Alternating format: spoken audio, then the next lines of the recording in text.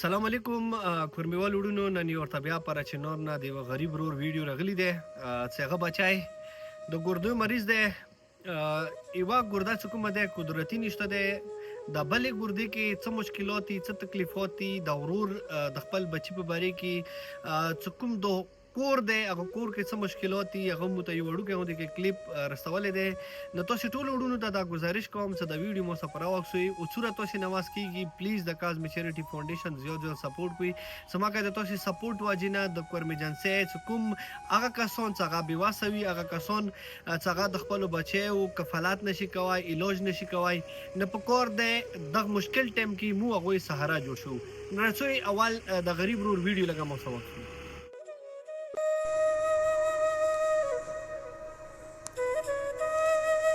السلام علیکم.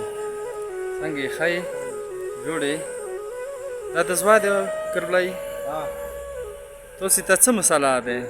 موږ دغه بچي لکه دینه مخکې مو پېښور کې علاجونه یې وکړه او دلته ما ډېر وکړه. هغه نه سیوا د یوه ګرده چپې شته ښه نشته دی، قدرتي نشته قدرتي نشته. بیا دې ګردې مو لکه ډېر علاجونه مو څخه خپله کړی دی او ښه وکړه. ځینې نیم 2 لکه روپۍ مو ځینې ولګولې. هغه د بعد بیا دا اوس ورکې دا 3-4 میاشتې کېږي شګه دی یوې ګردې کې چې کومه بس دی. نو هغه لکه مخکې وړه وه مو لږ لږ علاج پسې کولو، هغه نه وروسته اوس ګردې کې په شګه غوټه شوه، داسې میل دی. نو اوس زه چلوم ګاډۍ، زه مزدوري کوم، دغه ځای مو په کرایه دی 1000 روپۍ تک زه کرایه لنډوم. نو زه بچیو خرچه دی، همداسې کور خرچه دی، کرایه دی، یوه مو بله بچی دی هغه ټینشن لري، زه د هغې خرچه دی. نو زه دې وجې نه و دغه بچي واس نه لرم چې زه دا داسې علاج وکړم.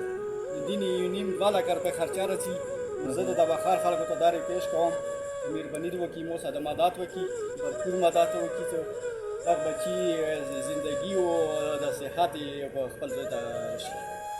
نجیب وړونو ویډیو به تاسو لیدلی وي چې ورور کوم ډول مثال تکلیف نه ډکې خبرې وکړلې. وړونو خدای د مو خپل چې کوم خپلوان رشته دار عزیز و قارب هغوی خوشحاله باد لره چې حسب توفیق څومره مو هغوی نه واسه کېدلو د مو بچي دپاره هغوی مو سره مطلب تعاون وکړو، هیلپ وکړلو.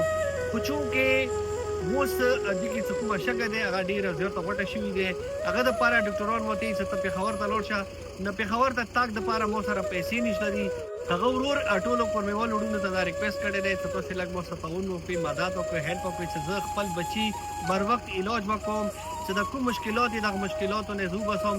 خدای دې نه وکړي، خدای دې نه وکړي چې یوه ګرده کې الریډي قدرتي نشته دی چې د بلې ګردې ته څه مشکلات جوړ نه شي.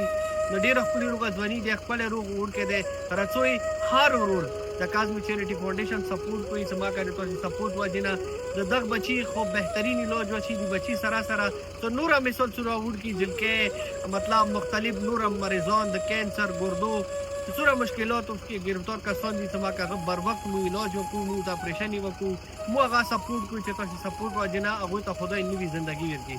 نو ډېره مننه وړونو، خوشحاله آباد اوسئ. خپل ورور سید نجیب حسین ته راوکړئ اجازات مهرباني. السلام علیکم ورحمة الله وبرکاته.